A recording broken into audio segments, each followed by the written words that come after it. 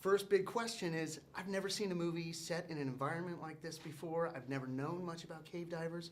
Why is this such a perfect setting for an adventure film like this? I think it probably appeals to or provokes a lot of your natural fears, just the fears that are kind of innate, whether it's claustrophobia,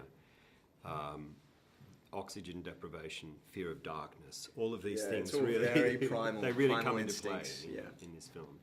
So what was the experience like shooting this? You must have had some hairy situations, and you're acting through water rushing in your face and balancing precariously. Were there some hairy moments?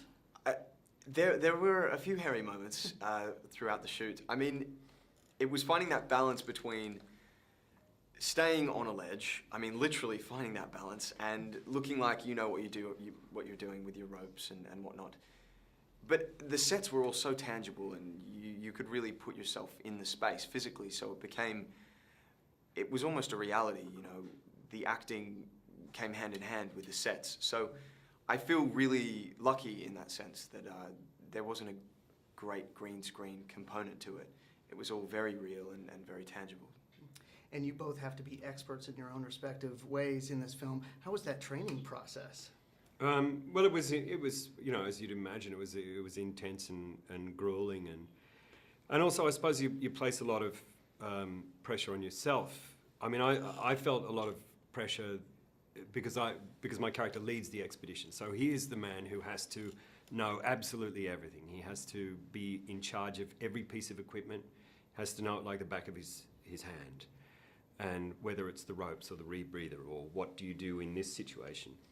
Having Andrew Wight as the co-writer and producer on this job was very handy, because he is that guy. He's the person who goes down into these cave systems and does that stuff. So on any given moment, he was a really, you know, good resource to have there to ask, how would you, all those questions. And you mentioned balance, but there's also a balance in the story between the adventure and the action and the moving father-son story. How is it to find that balance as you're filming these scenes?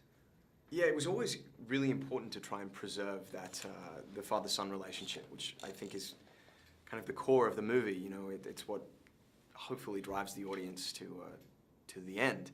And that was easily washed away with the technical side of things and the harsh environment. You know, there's so much to think about from a technical point of view that we just really wanted to make sure that we hit the right moments and the beats and got that right level of intensity of the father-son relationship through.